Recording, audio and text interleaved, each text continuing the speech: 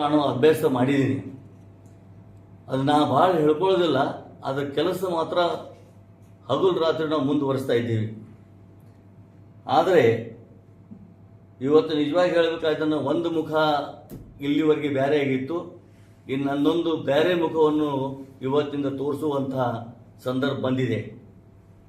ಈ ಮೂಲಕ ತಮ್ಮ ಪತ್ರಕರ್ತರ ಮೂಲಕ, ಮಾಧ್ಯಮದ ಮೂಲಕ ಸಮಸ್ತ ಜನತೆಗೆ ನಾನು ತಿಳಿಪಡಿಸಲಿಕ್ಕೆ ಇಚ್ಛೆ ಮಾಡ್ತೀನಿ. ಮೂರ್ಖ ರಾಜಕಾರಣಿ BS ಸಿಂಧೂರ್ ಅವರ ಹೇಳಿಕೆ ತುಂಗಳ ಸಾವಳಗಿ ಏತ ನೀರಾವರಿ ಯೋಜನೆಯ ರೈತರಿಗೆ ನೀರು ಒದಗಿಸುವ ಬಗ್ಗೆ ವರ್ತಮಾನ ಪತ್ರದಲ್ಲಿ ಓದಿದ್ದ. ಏನು ಒಂದು ಸಲಹೆ ಸೂಚನೆ ಮಾಡಿದರೆ ನಡೆದಿತ್ತು. ಶಾಸಕರು ಸಮಕ್ಷ ಆದಷ್ಟು ಬೇಗ ನೀರು ಬರುವಂತೆ ಮಾಡಲಿ, ಪ್ರಯತ್ನ ಮಾಡಲಿ ಅಂತ ನನಗೆ ಏನಾದರೂ ಸಲಹೆ ಕೊಟ್ಟಿದ್ದರೆ ನಾನು ಒಪ್ಕೊಳ್ತಿದ್ದೆ. ಆದರೆ ಇಲ್ಲಿ ರಾಜಕೀಯ ಕುತಂತ್ರದಿಂದ, ಷಡ್ಯಂತ್ರದಿಂದ ನನ್ನ ಬಗ್ಗೆ ಟೀಕೆ ಮಾಡಿದ್ದಕ್ಕಾಗಿ ಇದು ಬಹಳ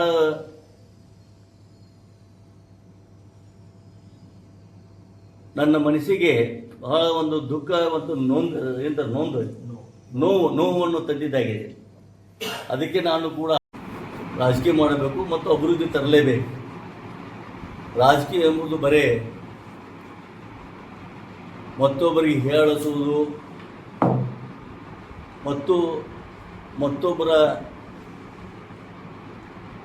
ಕೆಟ್ಟಗಳನ್ನು ಎತ್ತಿ ತೋರಿಸುವುದು, ಒಬ್ಬರನ್ನು ಕೆಳಗೆ ಇಳಿಸುವುದು, ಮತ್ತೊಬ್ಬರು ಹೇಗೆ ಇಳಿಸುವುದು ಮತ್ತು ಅಲ್ಲಿಲ್ಲದ ಸಲ್ಲದ ವಿಚಾರಗಳನ್ನು ತಂದು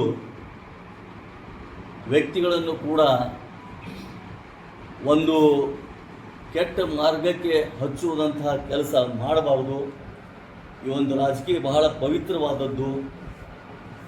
ರಾಜಕೀಯ ಎಂದರೆ ನನ್ನ ಡಿಕ್ಷನರಿಯಲ್ಲಿ ಅಭಿವೃದ್ಧಿ. ಯಾವುದೇ ರಾಜಕೀಯ ಮನುಷ್ಯ ಇವತ್ತು ಜನಪ್ರತಿನಿಧಿಯಾಗಿ ಹೊರಹೊಮ್ಮಿದ ನಂತರ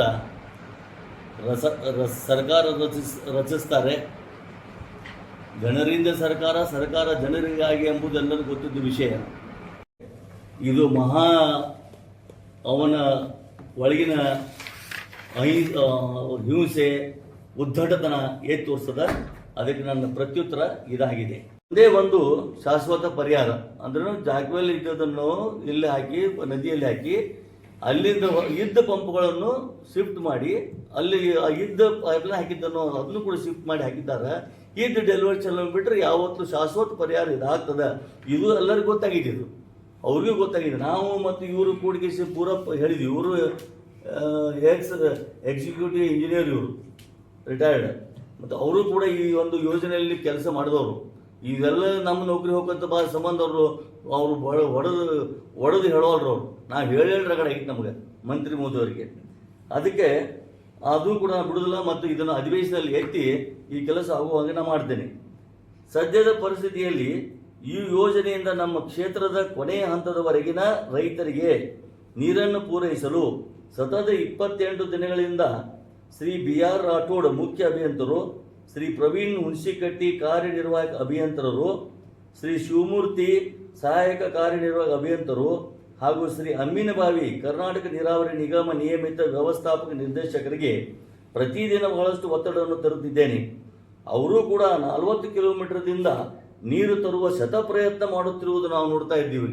ಈ ಸಲ ಹೋಗಿದ್ರೆ ಎಲ್ಲ ನಿಂತಾರೆ, ಶಿವಮೂರ್ತಿ ಅವರು ಆಮೇಲೆ ಹುಣಸಿಕಟ್ಟಿ ಅಧ್ಯಕ್ಷದಿಂದ ಅಲ್ಲಿ ನಿಂತಾರ. ಯಾರು ರೈತರು ಕಂಟ್ರೋಲ್ ಮಾಡೋಕೆ ಆಗೋದು, ಅವ್ರಿಗೆ ಪೊಲೀಸರು ಬರ್ತಾರ, ಅಷ್ಟು ಹೋಗಾರ. ಇವೆಲ್ಲ ಪ್ರಯತ್ನಗಳನ್ನು ಹೇಳಿಕೊಳ್ಳುವಂತಿರುವುದಿಲ್ಲ. ನಾವೇನು ಪ್ರಯತ್ನ ಮಾಡಾಕತ್ತೀವಿ, ಎಲ್ಲ ಫೋನ್ ಮಾಡಾಕತ್ತೀವಿ, ಎಲ್ಲ ತಿಳ್ತೀವಿ. ಹೇಗೆ ಹೇಳ್ಕೋಬೇಕಿದ್ದೀನಲ್ಲ, ನಾವು ಮಾಡಾಕತ್ತೀವಿ ಅಂತ ಹೇಳ್ಬೇಕು, ಹೇಗೆ ಅದಾಗ್ತಿಲ್ಲ. ಇದನ್ನು ನಾವು ಮಾಡಿ ತೋರಿಸ್ಬೇಕಾಗಿದೆ. ನನ್ನ ದೃಷ್ಟಿಯಲ್ಲಿ ಯಾವತ್ತೂ ಹೇಳ್ಕೊಳ್ಳೋದು ಕಡಿಮೆ, ಮಾಡಿ ತೋರಿಸೋದು ಜಾಸ್ತಿ ಅಂತ ನನ್ನ ಸ್ವಭಾವದಲ್ಲಿ ಬಂದಂಥದ್ದು. ಆದರೆ ಈ ಮಧ್ಯದಲ್ಲಿ ರೈತ ಮುಖಂಡರೆಂದು ತಾವೇ ಹೇಳಿಕೊಳ್ಳುತ್ತಿರುವ ಸ್ವಾರ್ಥಿ ಹಾಗೂ ಮೂರ್ಖ ರಾಜಕಾರಣಿ BS ಸಿಂಧೂರ್ ಅವರು ಪತ್ರಿಕೆಗಳಲ್ಲಿ ಹೇಳಿಕೊಟ್ಟಿದ್ದು ಶಾಸಕ ಜಗದೀಶ್ ಗುಡಗುಂಟಿ ನಿರ್ಲಕ್ಷ್ಯದಿಂದಾಗಿ ತುಂಗಳ ಸಾವಳಗಿ ಏತ ನೀರಾವರಿ ಯೋಜನೆಯ ನೀರು ಬರುತ್ತಿಲ್ಲ, ರೈತರ ಬಗ್ಗೆ ಕಾಳಜಿ ಇಲ್ಲ. ತನ್ನ 38 ವರ್ಷದ ರಾಜಕೀಯ ಜೀವನದಲ್ಲಿ, ಅಂದರೆ ಅವರು ಸಿಂಧೂರವರ 38 ವರ್ಷ ರಾಜಕೀಯ ಜೀವನದಲ್ಲಿ ಇಂಥ ಅಪ್ರಜ್ಞಾವಂತ ಶಾಸಕರನ್ನು ನೋಡಿಲ್ಲ ಅಂತ ಹೇಳೋದು ಖಂಡನೀಯವಾಗಿದೆ. ಅಪ್ರಜ್ಞಾವಂತ ಶಾಸಕ ಅಂತ ನನಗೆ ಹೇಳ್ತಾರ. ಈ ಮೂಲಕ ನಾನು ಅವರಿಗೆ ಕೇಳುತ್ತೇನೆ, ತಾವೇನು ತಮ್ಮ 38 ವರ್ಷ ರಾಜಕೀಯ ಅವಧಿಯಲ್ಲಿ ಏನು ಸಾಧಿಸಿದ್ದೀರಿ? ಯಾರಿಗೂ ಏನು ಸಹಾಯ ಸಹಕಾರ ಮಾಡಿದ್ದೀರಿ? ವೈಯಕ್ತಿಕವಾಗಿ ಸಮಾಜಕ್ಕೆ ತಮ್ಮ ಕೊಡುಗೆ ಏನು? ನೀವು ಒಬ್ಬರು ಸ್ವಾರ್ಥ ರಾಜಕಾರಣಿಗಳು, ಲಾಭಕ್ಕಾಗಿ ಹಾತೊರೆದವರು, ಸ್ವಂತ ಲಾಭಕ್ಕಾಗಿ ನನಗೆ ಆ ಸ್ಥಾನ ಬೇಕು ಈ ಸ್ಥಾನ ಬೇಕು ಅಂತ ಪಕ್ಷಗಳನ್ನು ಬದಲಿಸುತ್ತಾ ಬಂದಂಥ ಮಹಾನಾಲಾಯಕ ರಾಜಕಾರಣಿ. ಇದು ಎಲ್ಲರಿಗೂ ಗೊತ್ತಿರುವ ವಿಷಯ. ಇದು ನಾನು ಬಯಲು ಮಾಡುತ್ತಿದ್ದೇನೆ. ನಾನು ಅಪ್ರಜ್ಞಾವಂತನಾಗಿದ್ದರೆ 40,000 ಜನರಿಗೆ ಪ್ರತ್ಯಕ್ಷವಾಗಿ ಮತ್ತು ಅಪ್ರತ್ಯಕ್ಷವಾಗಿ ಜೀವನೋಪಾಯಕ್ಕಾಗಿ ಉದ್ಯೋಗವನ್ನು ಒದಗಿಸಲಾಗುತ್ತಿತ್ತೆ. ಲಕ್ಷಾಂತರ ರೈತರ ಬದುಕಿಗೆ ನಾನೊಬ್ಬ ಸಹಕಾರಿಯಾಗುತ್ತಿರಲಿಲ್ಲ. ಜೀವನದ ಮೌಲ್ಯಗಳ ಬಗ್ಗೆ ಎತ್ತಿ ಹಿಡಿದು ವಿವಿಧತರನಾಗಿ ಆಧ್ಯಾತ್ಮಿಕ, ಧಾರ್ಮಿಕ, ಸಾಂಸ್ಕೃತಿಕ, ಶೈಕ್ಷಣಿಕ, ರಾಜಕೀಯ ಚಟುವಟಿಕೆಗಳಿಗೆ ಸ್ಪಂದಿಸುತ್ತಿರುವುದಿಲ್ಲ. ಸರ್ಕಾರದ ಹಂತದಲ್ಲಿರುವ ಜನಪರ ಹೊಸ ಹೊಸ ಯೋಜನೆಗಳನ್ನು ಹಮ್ಮಿಕೊಂಡು ಅನುಷ್ಠಾನಗೊಳಿಸುವ ಪ್ರಯತ್ನ ಮಾಡುತ್ತಿರಲಿಲ್ಲ. BS ಸಿಂಧೂರ್ ಅವರೇ, ಸ್ವಾರ್ಥ ಬಿಟ್ಟು ಜನಸೇವೆ ನೀವೇನು ಮಾಡಿದ್ದೀರಿ? ಏನೂ ಇಲ್ಲ. ಪಕ್ಕಾ ನಾಲಾಯಕ ಸ್ವಾರ್ಥ ರಾಜಕಾರಣಿಗಳಾಗಿದ್ದೀರಿ ಎಂದು ಈ ಮೂಲಕ ತಿಳಿಪಡಿಸುತ್ತಿದ್ದೇನೆ.